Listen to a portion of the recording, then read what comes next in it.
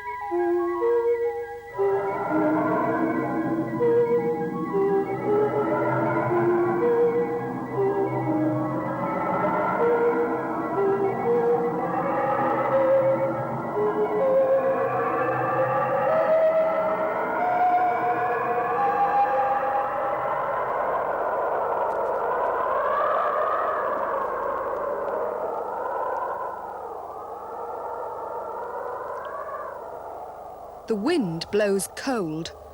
The temperature's so low the sea has frozen over. On the surrounding land, the wind whips up snow, which blankets almost everything. We're on a belt of land in the Arctic.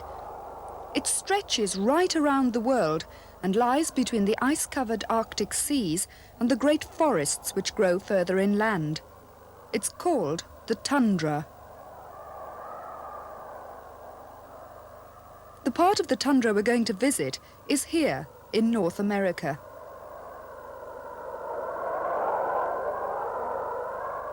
This is a place where in winter almost every day is far colder than the coldest we've ever known.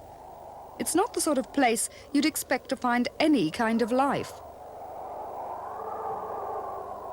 Yet, motoring across this cold and desolate landscape is someone who lives here, an Eskimo.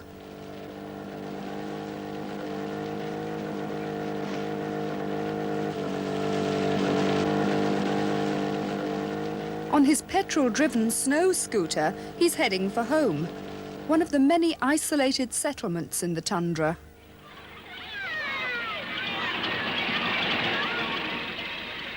The settlement is like a large village.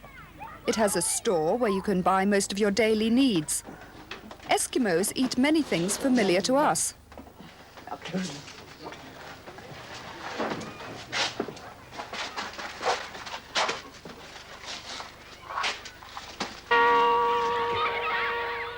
There's a school in the settlement where all the children go from the age of 5, whatever the weather.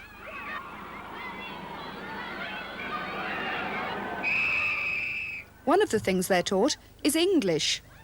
Their own language is Eskimo. What is being done with the bicycle? The Eskimos live in centrally heated houses, specially designed to keep in the warmth. They all have electricity. The houses are made of wood. But few trees grow in the tundra, so building materials, like almost everything else the Eskimos need out here, have to be brought in.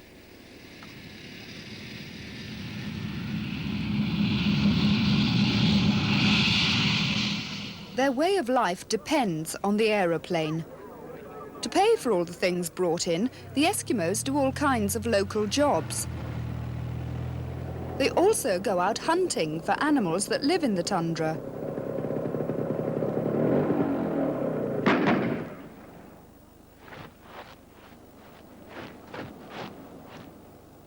This ptarmigan may provide a meal or two, but it's not what they're really hunting for.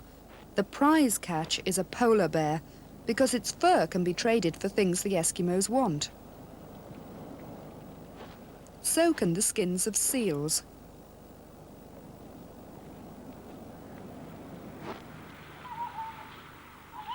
Seals have always been hunted by Eskimos, not just for their skins, but because they're a source of food. In fact, in the past, the seal was the only food there was during the winter months, and the Eskimos' way of life was centered around hunting it. There were no motorized snow scooters in those days. Everything was pulled by dogs.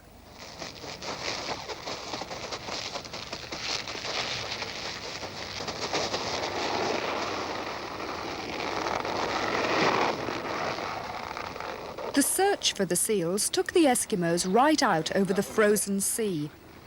When they found a likely hunting ground, they built a temporary home out of blocks of snow, an igloo. It required a lot of skill.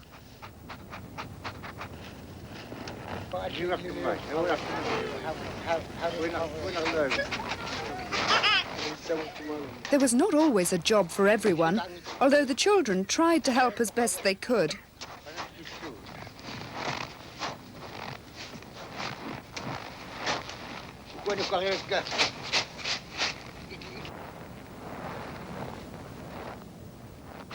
Once the igloo was finished, the job of hunting would begin. The art was to find a small hole in the ice where the seals come up for air.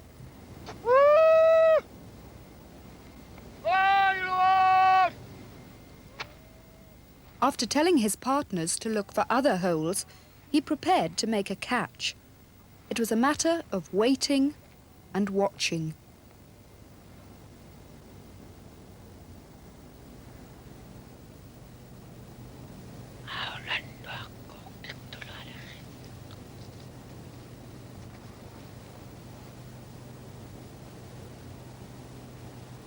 Mami anak.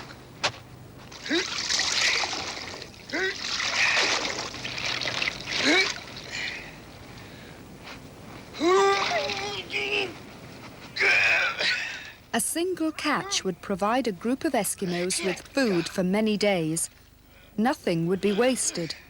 The seal's blood would be used to make soup, and oil from its blubber for heating and lighting. It's now a way of life that's almost completely disappeared.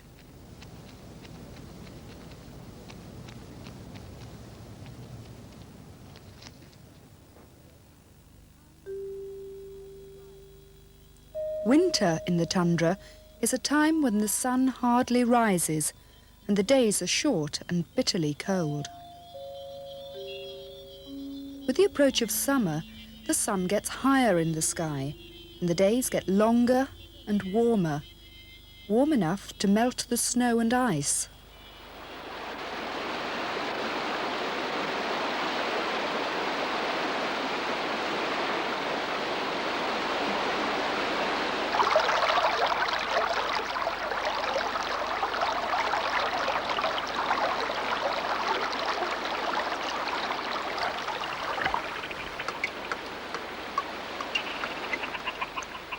As the ice melts and breaks up, the whole tundra begins to change into quite a different kind of place.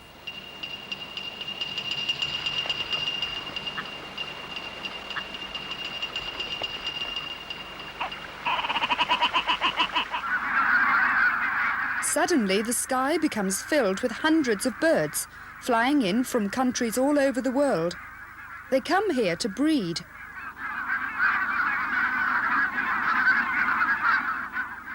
Many of them feed on new tender shoots of plants, plants that have been revealed by the melting snow and ice.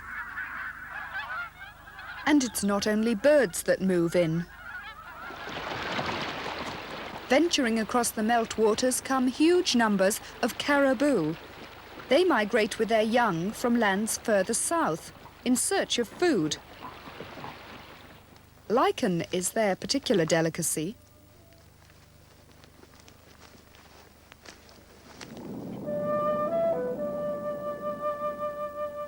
To the summer visitors, the tundra is a land of swamps and lakes, quite different from what it was like in the winter.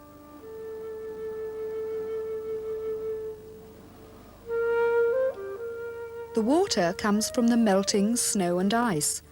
It can't drain away because the land is too flat, and the ground just below the surface remains frozen all year round. This frozen soil is called permafrost. So plants that grow in the tundra can only have shallow roots. But with increasing warmth and plenty of water, the place soon bursts into bloom.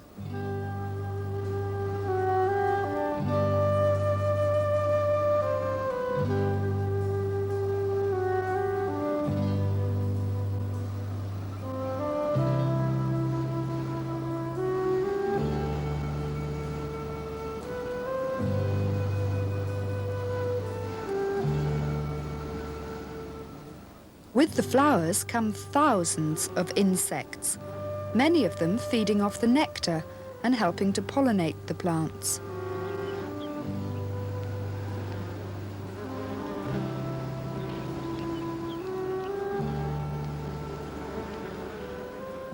Some insects appear in swarms, particularly the mosquito, which has a habit of annoying other animals that are around.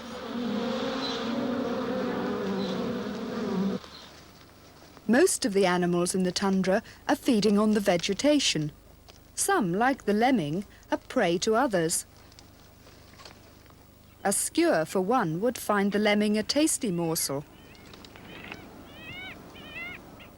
So too would the snowy owl, a permanent resident here.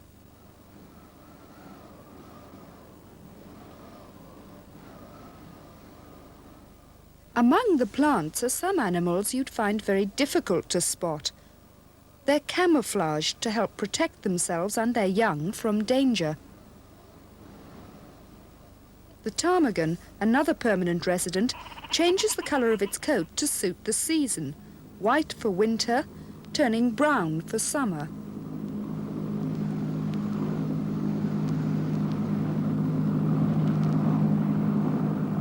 In recent years, a new visitor has arrived in this part of the North American tundra.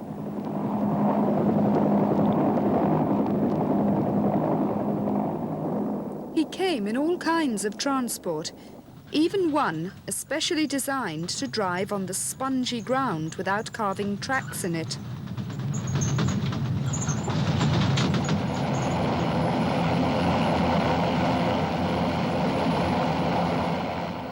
But what had brought him here? Deep down beneath the swamps, there was oil. As likely sources were found, oil companies queued up to bid for plots of land. People came from all over the world, and the stakes were high.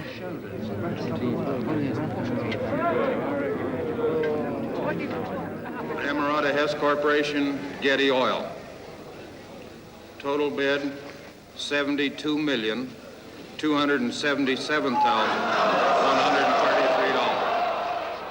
At the time of the sale, that was a mere £30 million, and for a fairly small area of land.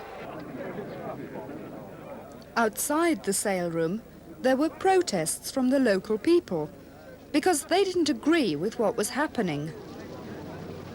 I don't think that they have the right to sell this, the oil from the land of the Eskimos. Why not? For centuries, the Eskimo has lived in a tundra. The tundra belongs to him. At least my father always told me that. And I don't think they have the right to take from their lands. But once the land was sold, it wasn't long before the oil rigs moved in.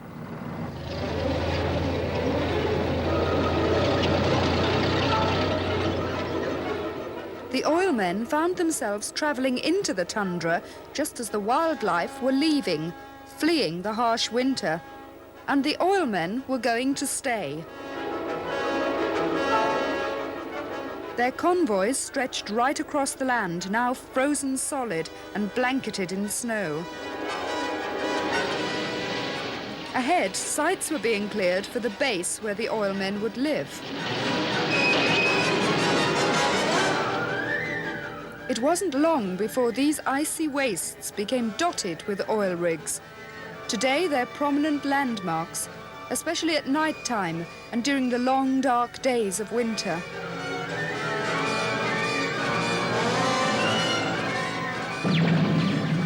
Wien, Alaska 645, this is Dead Horse Tower. Report the 5 DME final approach fix inbound. Runway 22, clear to land. This airport provides a vital link with the outside world, allowing planes to bring in supplies and the oilmen themselves. Attention ground crew, the Wien 645 is taxiing to the ramp.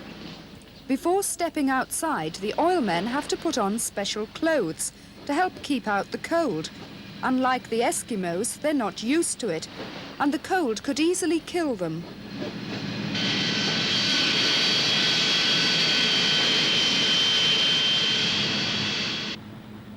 When you're drilling for oil, work never stops. It goes on day and night, summer and winter.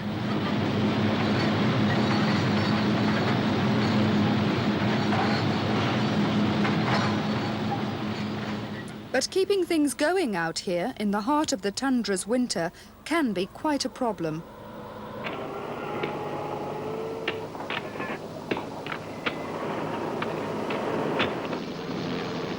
For the oilmen to survive requires every bit of know-how there is, and not only for getting about. The buildings where the workforce live have all been specially designed to keep out the cold and keep in the warmth.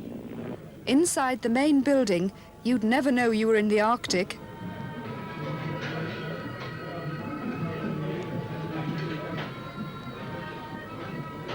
The complete building has been raised up on stilts. That's to prevent any heat that might escape down through the floor, melting the permafrost beneath. The world of a heated swimming pool is quite different from the real world outside, where the weather can close in without warning. Due to weather, all today's flights are canceled.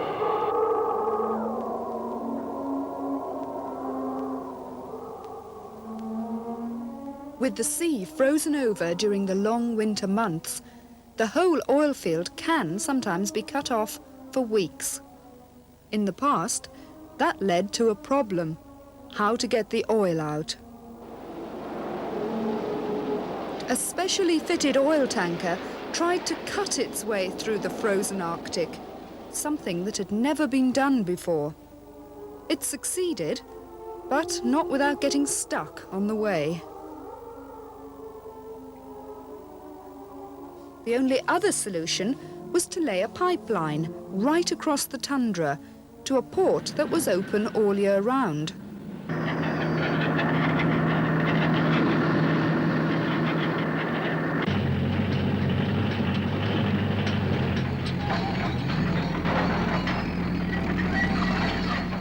Stilts were needed to raise the pipeline off the ground, preventing the hot oil from melting the permafrost. And in places, the pipeline had to be flexible because it crossed areas where earthquakes were known to occur. Oil now flows along the pipe that runs right across the land of the Eskimos. What does it mean to them?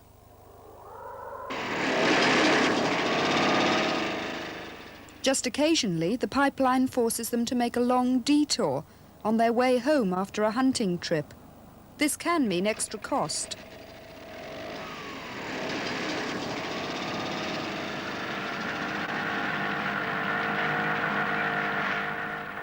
Living in their Arctic villages, the Eskimos now have to adapt not only to the harsh conditions of the tundra, but also to the oil industry on their doorsteps.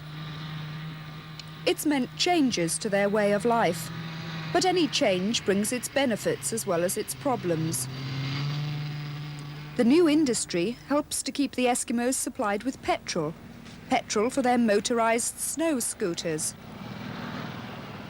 It's also brought a whole network of radio communications, making them feel less isolated.